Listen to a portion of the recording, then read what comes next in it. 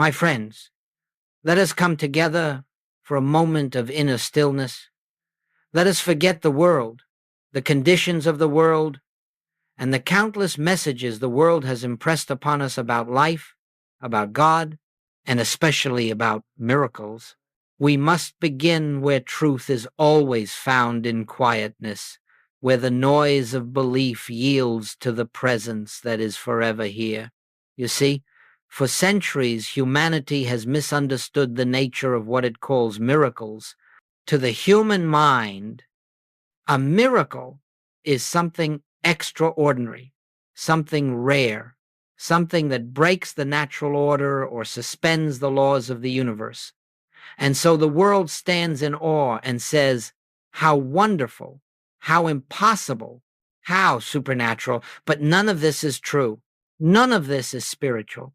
A miracle is not the violation of law. A miracle is the revelation of law, the law that has always been, the law that operates regardless of human belief or disbelief. What the world calls a miracle is simply the moment when divine truth pierces through the veil of human thought, and an appearance is corrected by the activity of the one presence that has never changed. I want you to understand this. Nothing unnatural ever occurs in the kingdom of God. There is no disorder for God to fix, no chaos for God to subdue, no disease for God to heal. These conditions exist only in the realm of human perception, and it is only there, only in that realm, that they appear to be formidable, powerful, or real, when human consciousness is saturated with fear, with the belief in two powers, good and evil, health and disease, abundance and lack. It naturally seeks something outside itself to set things right, and so it prays for a miracle. It begs for a miracle. It hopes that God will intervene in the affairs of men. But the God we know in spiritual realization does not intervene. God is not a being who sits apart from us waiting for our requests. God is not a force that chooses one to heal and another to ignore. God is not a power that appears at times and disappears at others. No. God is the infinite, invisible, the ever-present reality that needs no invitation to be itself. When we speak of miracles in the infinite way, we do not speak of things happening to us. We speak of things being revealed through us. As our consciousness becomes more attuned to truth, a miracle is nothing more than the dissolution of a false sense of reality and the dawning of the realization that God is the only life, the only law, the only presence operating anywhere. You and I do not create miracles. You and I do not cause harmony. All harmony flows forth of its own accord the moment we stop believing in a power apart from God, as we relinquish fear, as we surrender the belief in an external cause. We discover that what we have called miracle is simply the natural functioning of divine law. Think for a moment of the light of the sun. The sun does not suddenly shine because someone prays for it. The sun does not become brighter because someone needs warmth.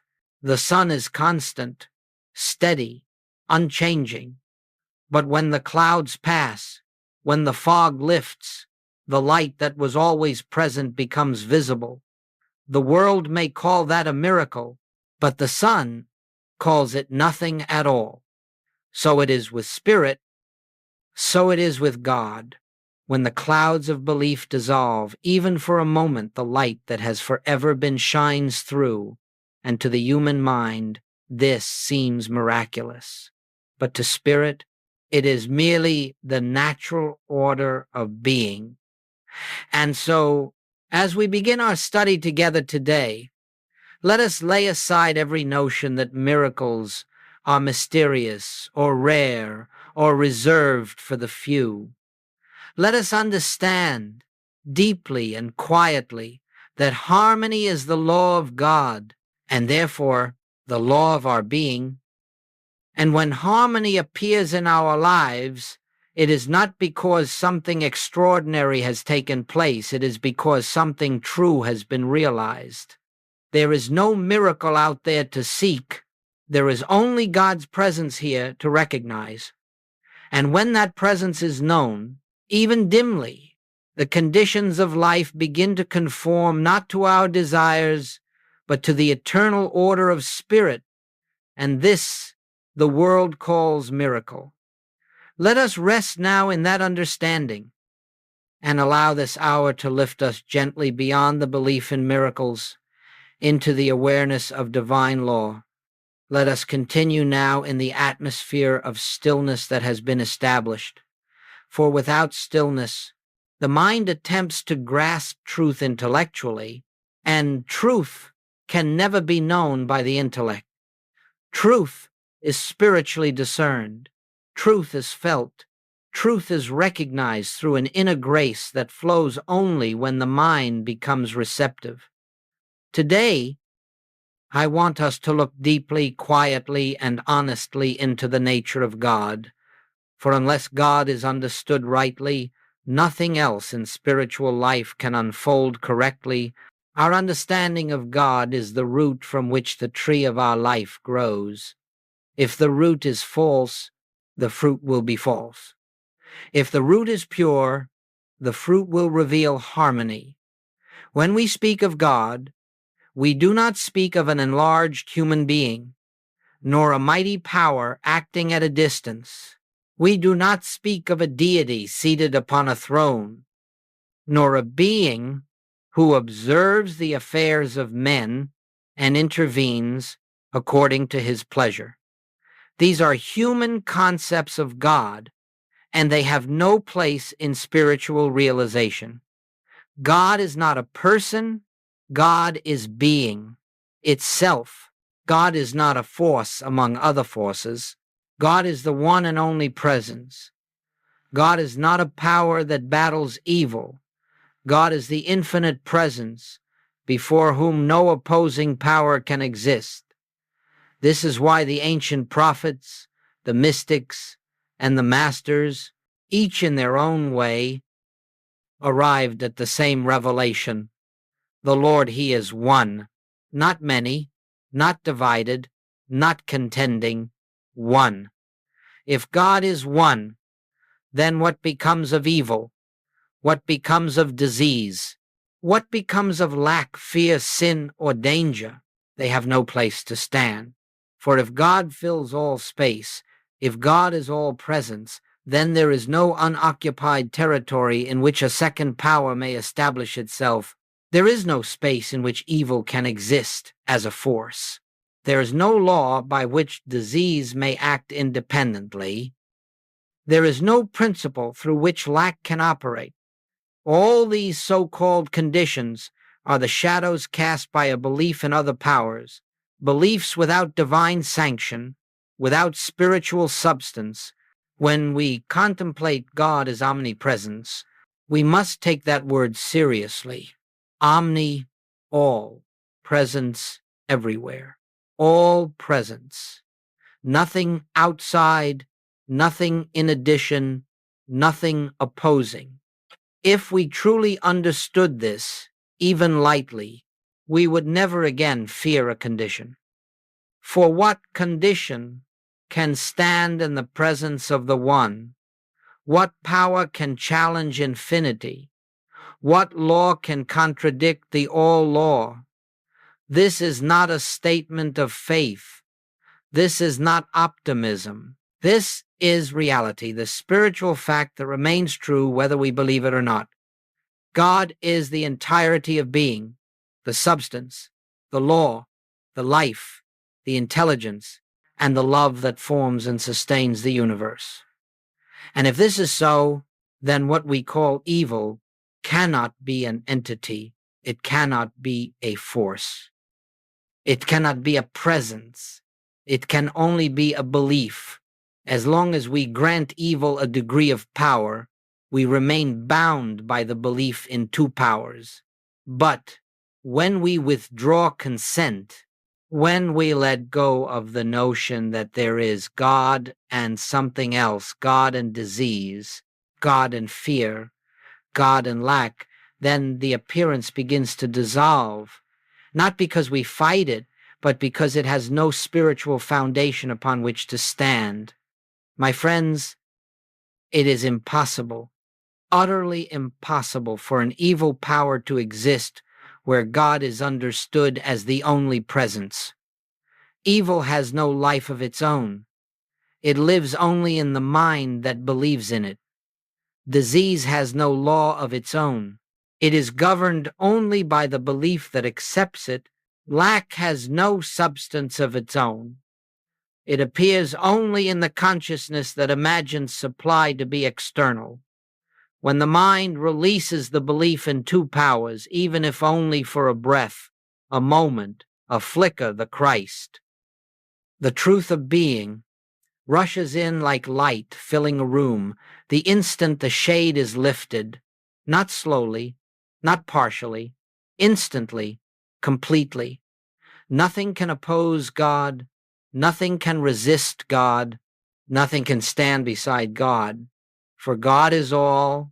As you abide in that realization, not as a statement to repeat, but as a truth to rest in, you will discover that harmony is not something added to your life.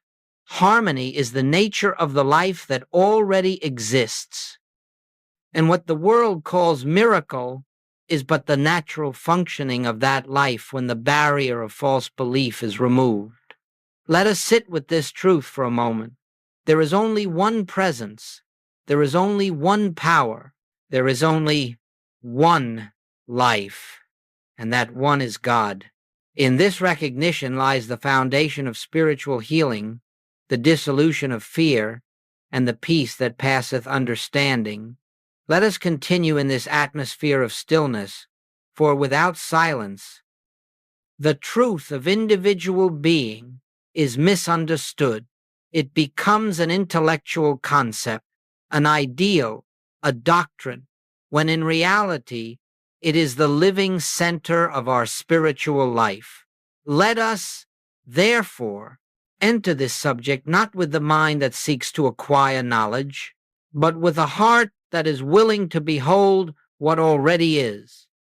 One of the greatest spiritual misunderstandings of all time is the belief that man exists as a separate selfhood, that we possess a life apart from God, a mind apart from God, a substance apart from God. When this belief is accepted, even unconsciously, suffering begins, for separation is the root of every discord. But the truth revealed to the mystics throughout the ages, and which forms the very foundation of the infinite way, is that God expresses himself as individual being. There is not God and man. There is God as man. There is not God somewhere and man elsewhere. There is God manifested, individualized, expressed through the consciousness we call you and me. When we speak of the Christ, we do not speak of a man. We speak of the divine sonship, the spiritual identity that is the center of every individual life. Christ is the name we give to the realization of oneness, the awareness that I and the Father are one, not as a poetic sentiment, but as literal truth. Christ is not a person. Christ is not a being who lived 2,000 years ago. Christ is the nature of consciousness, itself the activity of God as the life of every individual. The world has been taught that Jesus was a divine exception, but in spiritual realization, we learn that Jesus was a divine example. He came not to prove what he was, but to reveal what you are, and what every individual is, in truth. His demonstration of the Christ was a living witness to what becomes possible when the belief in separation is dissolved. You see, the I that speaks when you say I am is not your human identity. It is not your mind, your personality, your history, or your body. The I is the very presence of God announcing itself as individual being. This is why Jesus could say, "Before Abraham was, I am." This was not the voice of a human life. This was the voice of eternal spirit, expressing itself through form. When you say I, do you know who speaks? Is it the limited, fearful self you have been conditioned to believe in? Or is it the Christ, the divine selfhood that has never been born and will never die? When we believe that the I of us is a mortal creature, we live under the laws of mortality, fear, limitation, conflict, disease. But when we recognize that the I that lives as us is the Spirit of God, then a great transformation takes place, not outwardly at first, but inwardly. A deep peace arises, a freedom, a sense of belonging, of being held, sustained, and maintained by a presence that is infinite, unchanging, and whole. The Christ is not attained. The Christ is not achieved. The Christ is not earned. The Christ is recognized as the truth that has always been your identity. When we speak of spiritual healing, we do not speak of changing a sick person into a well person. We speak of awakening the individual to his or her true self, which has never known sickness. When we speak of supply, we do not speak of acquiring abundance. We speak of realizing that the Christ, expressing as you, is the very source and substance of supply itself. When we speak of harmony, we do not speak of arranging external circumstances. We speak of recognizing the one life that is living itself as your life. And in that recognition, harmony flows naturally. Everything in your experience, everything comes forth from your concept of yourself. If you believe yourself to be separate, you will experience the effects of separation. If you recognize your identity as the Christ, as the expression of God, then your experience will reflect that recognition in ways we call healing, restoration, peace, fulfillment. There is no personal ego that must be improved. There is no human self that must be perfected. There is only the false sense of self that must be released, and the true self that must be acknowledged. The Christ is your identity, not someday, not after spiritual progress, not when conditions improve, but now, this very moment, as we rest in that truth, quietly, gently, without strain, the miracle of spiritual living begins. We discover that we are not trying to become something. We are simply waking up to what we have always been. Let us pause in silence for a moment and let that truth settle into consciousness. The Christ is your true self. The I within you is God, and all that the Father has is already expressing itself through you. Let us continue now in the same stillness we have cultivated, for the subject before us cannot be grasped while the mind is agitated, fearful, or argumentative. Truth is never apprehended through resistance. It dawns quietly, as light dawns, requiring only a receptive consciousness. In our study of spiritual healing, perhaps nothing has been more misunderstood than the nature of what the world calls error, disease, sin, lack, discord, fear, conflict. The human mind examines these conditions and says these are real, these are powerful, these have substance and cause. And from that position, it seeks a God to remove them. But my friends, spiritual living begins only when we drop the assumption that error possesses power, presence, or law. Only then can we discover that the so-called powers of this world have no foundation in spirit, no existence in God, and therefore no true authority over our lives. The first great revelation of spiritual healing is this: error is not a thing. Error is belief. It is not a force acting upon us. It is not an entity living within us. It is not a law operating against us. It is the mind's acceptance of a false appearance as though it were reality. Let us listen deeply now, for this must be understood not only with the intellect but with the heart. Disease is not a spiritual creation. It is not made of the substance of God. It is not upheld by divine law. It has no roots in the infinite. It exists only as a mental picture formed through fear, suggestion, heredity, education, and the testimony of the senses. If disease had spiritual substance, no prayer could remove it. If lack had spiritual legitimacy, no truth could dissolve it. If fear had actual power, no realization of God could pierce it. But these conditions dissolve the moment consciousness is illumined because they were never real in God's kingdom to begin with. And so we are not called to fight error, to struggle with it, to oppose it, or to wrestle it into submission. When you fight an appearance, you give it substance. When you resist it, you acknowledge its power. When you fear it, you grant it life. But when you see through it quietly, without strain, you discover that it never possessed reality of its own.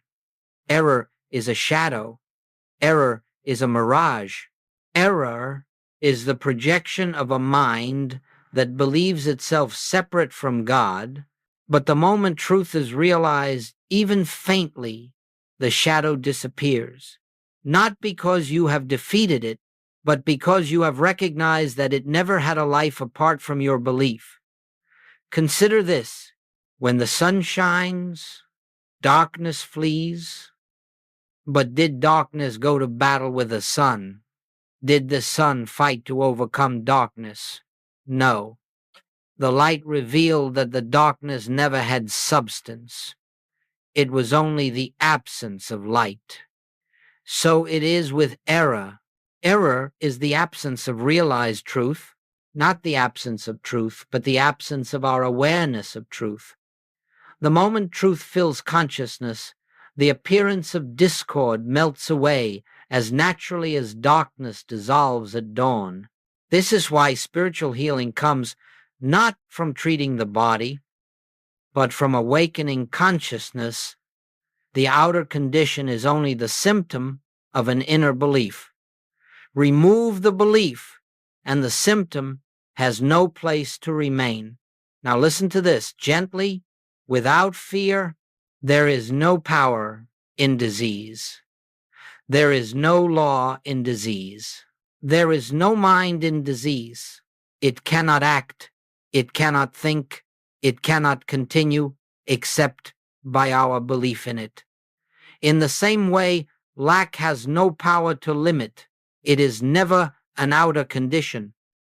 It is always the result of consciousness believing that God is external, intermittent, or partial.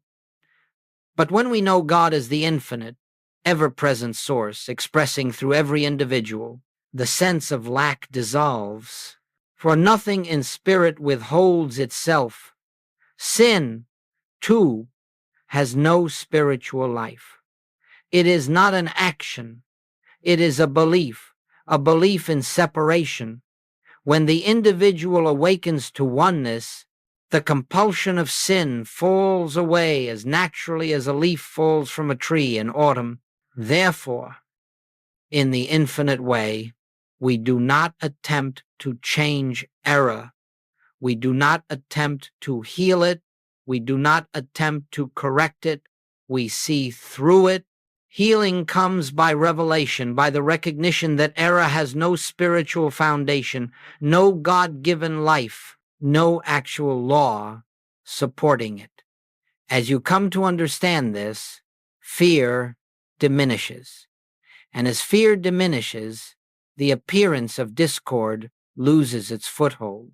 A higher law begins to operate not because you have invoked it, but because you have stopped denying it. Let us sit with this quietly. There is no power apart from God. Therefore, there is no error with power. There is only the one presence. And in the light of that presence, every false appearance dissolves. This is the law behind spiritual healing. This is why miracles appear where truth is known. Not because truth overcomes anything, but because truth reveals that there was nothing to overcome.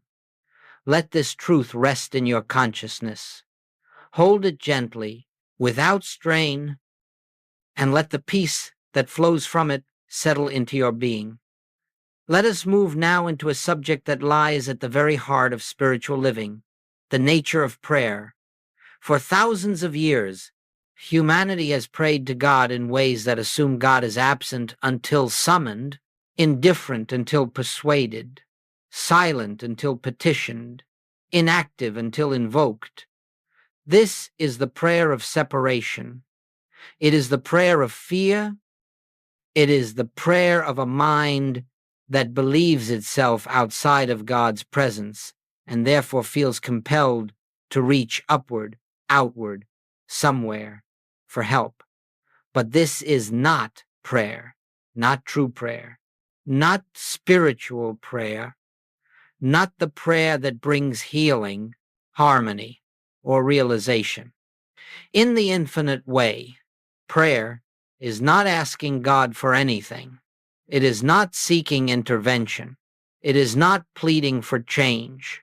Nor is it a method to influence outer conditions. Prayer is recognition, silent, sacred recognition.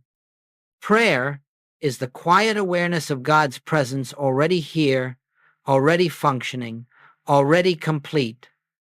It is the stilling of the mind long enough for truth to reveal itself. It is the resting of the soul in the assurance that the one who formed the universe is the very life, substance, and intelligence, expressing as you. The moment prayer becomes a request, we have assumed lack. The moment prayer becomes effort, we have assumed separation. The moment prayer becomes persuasion, we have assumed God is reluctant to bless. But God does not withhold, God does not delay, God does not respond. God is the very presence and activity of harmony. God is the living law operating as your being. God is the fullness of all good already present in the depth of consciousness. True prayer is the recognition of this fact. When you sit in prayer, not to change anything, not to get anything, not to fix anything, but simply to rest in the assurance that God is the only presence, the only power, the only life, you will discover that prayer has nothing to do with words. Prayer is communion. Prayer is contact, not contact with a distant being, but contact with the center of your own being, where God and man are one. You see, the only prayer that is ever answered is the prayer of recognition, not recognition of the outer condition, not recognition of the problem, but recognition of truth. When you acknowledge God's presence, even in the faintest whisper of intuition, the false sense called problem begins to dissolve of its own accord. This is why Jesus said, "Your Father knoweth what things ye have need of before ye ask." For in truth, there is no before and no after in God. There is only the eternal now in which every good is already fulfilled. And so, we do not pray to bring good into our lives. We pray to awaken to the good already present. Prayer is the way we lift our awareness from the realm of appearances into the realm of spiritual reality. It is the way we stop fighting shadows and begin to behold the light behind them. It is the way we turn from the testimony of the senses and rest in the testimony of spirit. In the depths of prayer, one becomes aware that God is not a power to be used. God is not a force to manipulate. God is not a presence that comes and goes. God is infinite being, expressing itself without limitation. When this is realized, harmony appears not because we have prayed for it, but because harmony is the nature of God, and God is the nature of our being. There is a moment in true prayer when words cease, thought ceases, desire ceases, and only the presence remains. This is the holy instant. This is communion. This is the essence of spiritual healing. In this silence, the false sense of self melts away. The belief in two powers disappears. The mind grows still, and into this stillness flows the gentle assurance, I am here. I am the life of you. I am the light of you. Be still and know. In that knowing, the so-called miracle takes place not as an act of God intervening, but as the natural consequence of consciousness recognizing its source. Prayer never changes. Prayer changes us. It opens us to receive what has always been true, but until that moment was hidden behind the veil of fear, desire, and human reasoning. Let us pause a moment now and feel the essence of true prayer. We are not asking, we are not seeking, we are not desiring.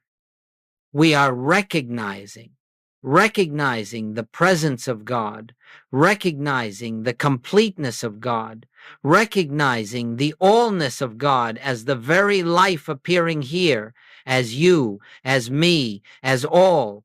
This is prayer. This is communion. This is the secret through which healing flows. Let us now go deeper, for this next principle is the cornerstone of all spiritual demonstration. It is the foundation upon which every genuine healing rests. Without understanding this, we continue to deal with life as though outer conditions have power, as though matter determines experience, as though circumstances shape our destiny. But when this principle is understood, even in a small measure, life begins to transform from the inside out. The principle is simple, yet profound. All experience is the outpicturing of consciousness, not the consciousness of God in its infinite perfection, but the consciousness we entertain, accept, and identify as ourselves. The world believes that events, conditions, bodies, and people produce our experiences. But in spiritual realization, we discover that the outer realm is only an effect, a reflection, a shadow of the state of consciousness we are living in. Consciousness is cause, form is consequence, consciousness is seed, experience is harvest, consciousness is the inner climate, the outer world is the weather. When this truth dawns, even faintly, it frees us from the age-old struggle of attempting to manage, fix, correct, or control the external world. We recognize that nothing external has authority. The power lies not within human will, not within thought manipulation, not within positive affirmations, but within the silent, living awareness of truth. You see, the body does not become sick by itself. The finances do not collapse by themselves. The relationships do not fracture by themselves. These conditions are not self-created, nor do they arise from a universe acting upon us. They arise from the false sense of self. We carry beliefs in separation, fear, limitation, age, heredity, mortality. But these beliefs are not part of your spiritual identity. They are clouds passing through consciousness, and when truth is realized, the clouds dissolve and the experience changes, not because we have changed the outer world, but because we have changed our awareness of what governs the world. This is the secret behind every spiritual healing Jesus performed. He did not treat conditions. He did not battle disease. He did not attempt to fix matter. He knew that the condition was nothing more than the projection of the patient's consciousness, and that the moment truth was brought to bear, the false sense would evaporate and harmony would appear. When Jesus said, "Thy faith hath made thee whole," he was not referring to belief, positive thinking, or emotional trust. He was referring to the capacity of consciousness to open itself to the truth of being, allowing the spiritual fact to dissolve the material illusion. Consciousness is the cause of all experience, and therefore consciousness is the only place where healing can occur. In the infinite way, we do not heal bodies. We illuminate consciousness. We bring truth to the darkened corners where fear has taken residence. We rest in the awareness that the only reality is God expressing itself. And when this light enters consciousness, conditions change, because they must. The outer realm has no choice but to conform to the state of consciousness that beholds it. Now, let us consider this gently. If consciousness holds fear, the world will appear threatening. If consciousness holds lack, the world will appear empty. If consciousness holds separation, the world will appear divided. If consciousness holds material identity, the world will appear material. But if consciousness awakens to God as the only reality, then the world appears harmonious, abundant, whole, and unified. This is not magic. This is not metaphysics for personal gain. This is the law of spiritual being. The moment consciousness is lifted, the appearance must follow. Not immediately in all cases, for appearances have their own momentum, but inevitably, because cause determines effect. Imagine a beam of light shining into a darkened room. The darkness flees, not by struggle, but by simple presence. So it is, when consciousness is illumined by truth, the healer does not heal. The healer does not fix. The healer does not manipulate thought. The healer rests in the awareness that God is the only cause, and in this recognition, the false sense dissolves. When you understand that consciousness is cause, you cease to blame life, you cease to blame people, you cease to blame circumstances, you cease to fear appearances.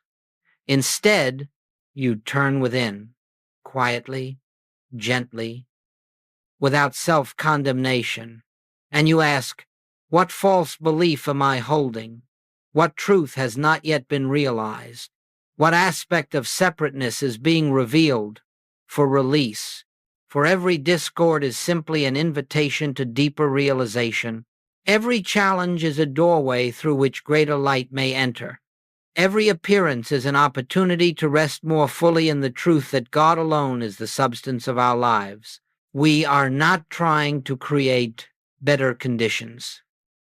We are learning to behold the truth behind conditions. And when truth is known, harmonies appear not as miracles, but as the natural functioning of divine law. Let us rest again in a moment of inner quiet, and let this principle anchor in our awareness. Consciousness is cause. God is the consciousness of my being. Therefore, only harmony can express. Hold that gently, not as effort, not as declaration, but as recognition, for this is the foundation of all spiritual demonstration. Let us continue now, quietly, for we are reaching a point in our unfolding where the inner eye must open, not the physical eye that sees form, but the spiritual vision that beholds reality For unless we learn to see the invisible, we remain bound by appearances. Unless we awaken to what is, we remain captivated by what seems to be. Remember this always. All spiritual transformation begins in the unseen.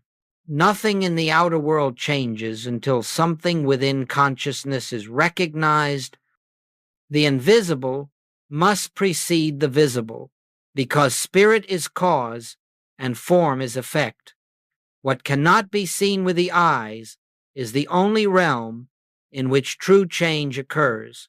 Human living is based upon form, matter, events, conditions, what the senses testify to, but all appearances are mere shadows of a deeper reality, and until we acknowledge that deeper reality, the shadows will continue to dance as though they possess substance and power. You cannot correct shadows. You cannot reshape them. You cannot argue with them. You cannot pray them away. You must change the light that casts them. And so we discover that every step in spiritual growth is the turning of attention from the visible to the invisible, from the effect to the cause, from the form to the source. The moment one seeks to change the outer is living in the belief that outer things have reality. But the moment one turns within, into the silent recognition of the invisible presence, the so-called outer begins to realign itself naturally. You see, there is a world behind this world, a presence behind the appearance, a life behind the form, and the mystic is the one who learns to live from that inner world, not ignoring the outer, but recognizing that it has no authority over him. The mystic knows that what the senses report is always incomplete, always distorted by human limitation, and therefore never the final truth, only the unseen, the silent. The infinite presence within can reveal reality. This is why Jesus could say, "Judge not according to the appearance, but judge righteous judgment." He was not speaking of moral judgment. He was speaking of spiritual vision, the capacity to behold the invisible spiritual fact behind every visible condition. In that moment of recognition, healing takes place. When Jesus looked at the sick, the sinner, the broken, he did not see those conditions. He saw the perfection of the invisible spirit expressing as the individual. And because he saw the invisible truth, the visible appearance had no choice but to conform. This is the principle. Recognition precedes manifestation. Awareness precedes change. Spirit precedes form. You cannot wait for outer conditions to improve before recognizing truth. The recognition itself is the improvement. The appearance is the echo. You cannot wait for the body to heal before knowing that life is whole. The knowing heals, not the waiting. You cannot wait for supply to appear before knowing the infinite source within. The knowing reveals the supply. All spiritual breakthroughs occur the moment you stop looking at conditions and begin resting in the invisible presence that is the truth of your being. Let us take this gently, for the human mind cannot grasp it, but the spirit within you already knows. The visible world is a photograph taken yesterday. It is past. It is memory. It is the outpicturing of a consciousness you no longer inhabit. To seek change out there is to argue with yesterday. To seek truth within is to step into the eternal now where God alone is operating. So, how do we recognize the invisible? Not through imagination, not through effort, not through will. We recognize the invisible by beholding, by quietly observing within ourselves the presence that is always here, the presence that does not fluctuate, the presence that does not fear, does not strive, does not lack. This presence felt in silence, sensed in stillness, known in deep rest, is the only reality. And as we acknowledge it, something subtle begins to happen. The grip of appearances weakens, fear dissolves, resistance drops away, and the peace of God begins to fill consciousness like a rising tide. This peace is not the result of outer improvement. This peace causes outer improvement. Once the invisible is recognized, the visible reorganizes itself without your direction, without your effort, without your manipulation. Harmony appears because harmony is the nature of the invisible presence you have touched. We are not trying to change the outer world. We are learning to behold the inner kingdom. For the moment you see what is unseen, the seen loses its hypnotic power.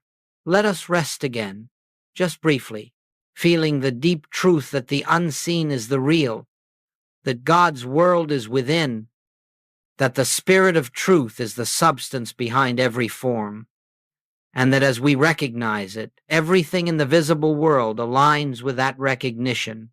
This is the law. This is the secret. This is the foundation of all spiritual unfolding. The invisible must be known before the visible can change. Let us move now into the living demonstration of everything we have unfolded thus far. For spiritual teaching means little until it becomes spiritual experience. It is not enough to understand principles intellectually. It is not enough to admire truth or agree with it. It must be felt. It must be realized. It must touch the depth of our being where transformation naturally takes place. The shift we speak of, the change in consciousness that reorders the entire structure of life, does not come with noise. It does not come with excitement. It does not come with fireworks or emotional upheaval. It comes quietly.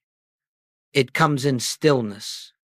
It comes, as Scripture says, like a thief in the night, not stealing anything, but removing the false sense we had guarded so tightly. This shift often begins subtly.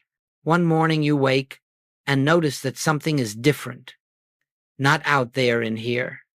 There is a softness, a spaciousness, a sense of resting in a presence you cannot define but can feel. The mind is quieter. The fear is lighter. The sense of urgency has loosened its grip. You have not solved your problems, but you no longer believe they have authority. Something in you has turned toward the light. This is the shift. It may come in meditation, or while walking, or while washing dishes, or while listening to a child's laughter. It may come in a moment of crisis, when all human avenues fail and you are left with nothing but surrender. It may come spontaneously, without cause or warning, but when it comes, without thought that something real has occurred, this inner recognition is the seed of transformation. It is the foundation upon which harmony begins to appear. It is the invisible cause behind the visible change. You may notice that the conditions of your life begin to alter. The body relaxes, the pain diminishes, opportunities arise, relationships soften, conflicts dissolve, supply flows more naturally. But these outer changes are not the shift. They are the echo of the shift. They are the consequence, not the cause. They are the shadows moving because the inner light has brightened. Understand this well. You have not changed the outer world. You have awakened within. And consciousness, being, cause, rewrites the picture you call your life. The shift also brings a change in perception. You look at others and see not personalities, not faults, not histories, not wounds. You see the same presence you have touched within yourself. You recognize the Christ as the identity of every individual, no matter how deeply concealed beneath fear or conditioning. And in that recognition, you become incapable of judgment. This is why relationships heal, not because you work on them, but because a new seeing dissolves the old reactions. The shift also transforms your relationship with supply. No longer do you look outward for security. No longer do you fear the fluctuations of the world. You discover a wellspring within a quiet assurance that you are supported, sustained, maintained by an infinite source that knows no depletion. Because of this, your actions become free of desperation, your choices become peaceful, your motives become pure, and harmony begins to flow into every channel of your life. The shift also changes your relationship with your body. You stop trying to fix it. You stop fearing it. You stop treating it as a fragile object. Instead, you behold its spiritual essence, an instrument through which the life of God expresses, and as fear dissolves, the body responds with increased vitality, ease, and alignment. But perhaps the most profound evidence of the shift is this: you no longer seek God, you feel God. You no longer search for truth, you recognize truth. You no longer plead, you rest. You no longer strive, you surrender. And in that surrender, you find a peace that cannot be shaken, not by illness, not by loss, not by conflict, not by the appearance of discord. You have found the indwelling presence, and once found, it becomes the anchor of your entire life. The storms may come, but they cannot uproot you. The winds may blow, but they cannot uncenter you. The world may shift, but you remain in the still point where God is known. This is the shift, the dawn of spiritual awareness, the beginning of a new dimension of living. And because it is rooted in truth, it does not fade. It may be overshadowed momentarily by old habits of thought, but it returns, always returns, because it is your nature. The shift is not something you must maintain. It is something you are. It is the Christ of your being awakening to itself.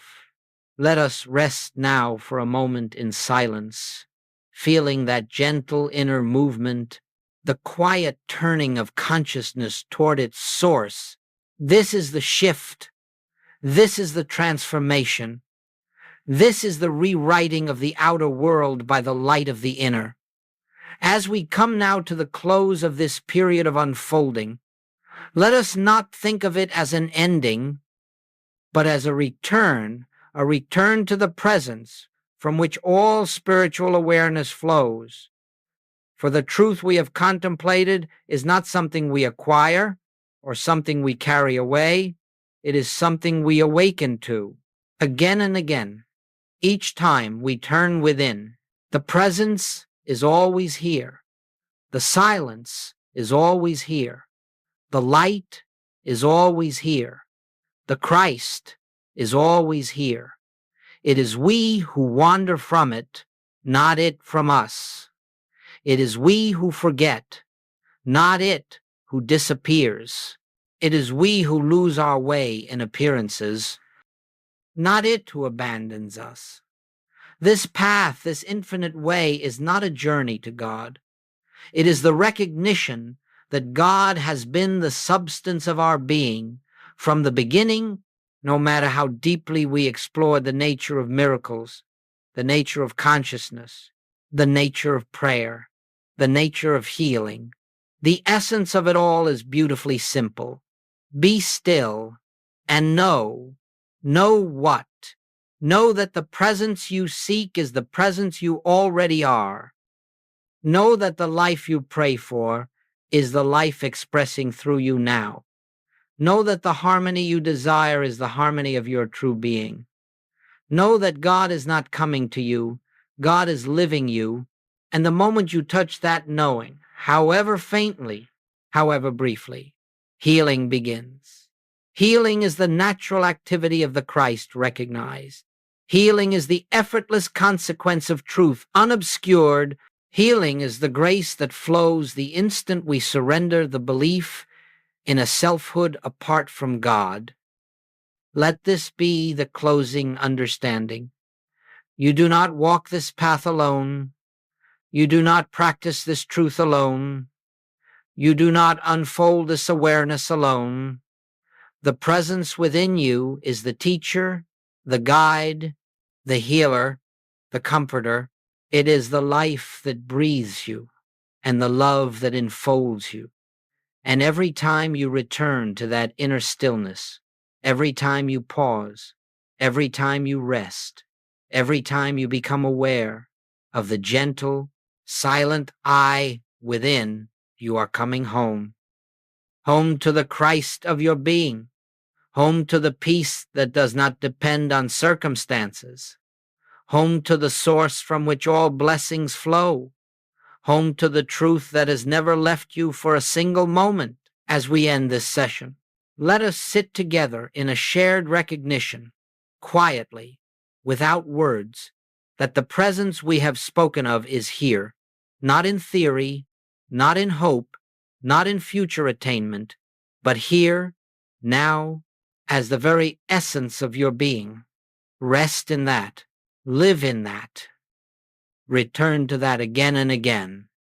For in that returning lies the beginning of true healing and the unfolding of a life lived from the Christ within. Peace, peace, peace.